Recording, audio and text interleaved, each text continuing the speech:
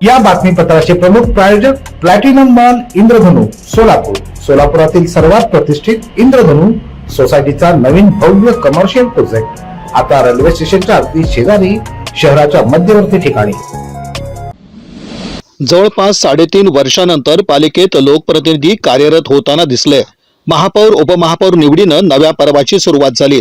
पूर्ण बहुमत असलेल्या भाजपनं ही निवडणूक अविरोध होण्याचे प्रयत्न केले आणि त्याला यश देखील आलं.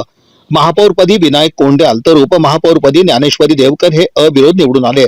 यानंतर पालकमंत्री जयकुमार गोरे, आमदार देवेंद्र कोठे यांच्यासह मान्यवरांनी त्यांचा सत्कार केला. दरम्यान द न्यूज प्लस चॅनलचे संचालक तात्यासाहेब पवार यांनी देखील नूतन महापौर विनायक कोंड्याल यांचा पुष्पगुच्छ देऊन सत्कार करताना पुढील वाटचालीसाठी आपल्या सदिच्छा व्यक्त केल्या.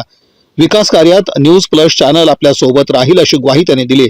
यावर आभार व्यक्त करताना नूतन महापौर विनायक कोंड्याल यांनी तात्यासाहेब पवार यांच्या सत्काराबद्दल आभार व्यक्त करत भविष्यात देखील सहकार्य कायम राहो अशी भावना व्यक्त केली.